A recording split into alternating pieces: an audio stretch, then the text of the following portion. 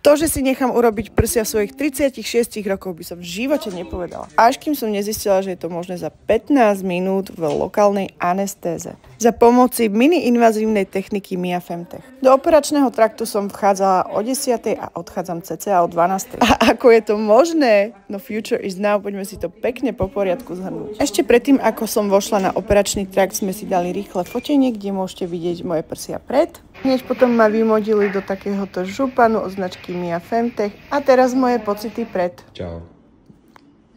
No čo, jak sa cítiš? Vôbec sa necítim zle, vystresovane, absolútne sa nebojím. Jediné, čo mi vadí, alebo z čoho som v strese, je, že som nepila vodu. To je môj cecok. Bude to úplne krásne, prirodzené, pretože Mia Femtech technológia je niečo úplne nové na Slovensku a robí to pán doktor Juraj Gajdoš, tuto na Košickej klinike Envy. A bude to úplne krásne, prirodzené, podporené. Len tá prirodzenosť tých prs mojich bude podporená, takže vôbec sa nebojte. A práve preto som si vybrala túto technológiu, lebo je to prirodzené zväčšenie a uvidíte, že to bude pecka.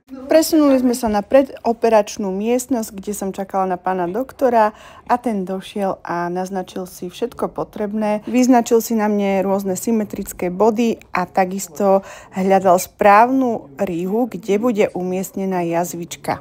Ako môžete vidieť, bude to pod pazuškou, takže takmer neviditeľná jazva. Ideme na to.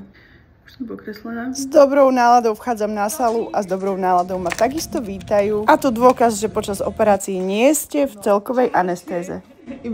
Áno, zatiaľ, čo ja tu rozprávam, už sa to deje pomocou týchto troch jednoduchých krokov. Sú to injekčné implantáty a zákrok je naozaj mini-invazívny. Tak skvelé. Dokonca som sa cítila podľa mojich slov skvele. Tu fotka s pánom doktorom a máme hotovo. Tu už som na pooperačnej izbe, kde som odpočívala tak hodinku a pol a potom... Áno, presne tak, idem domov, ako vidíte.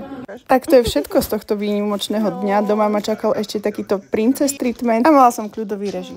Ale nebojte sa, ešte mám toho veľa nachystaného, čo vám chcem povedať alebo ukázať.